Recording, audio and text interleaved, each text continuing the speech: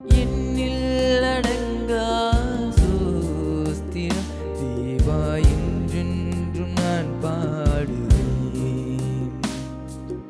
எண்ணில் அடங்கா சோஸ்திரம் தேவா என்றென்றும் நான் பாடுவேன். இந்நாள் வரை என் வாழ்விலே இந்நாள் வரை வாழ்விலே நீர் செய்த நன்மைக்கு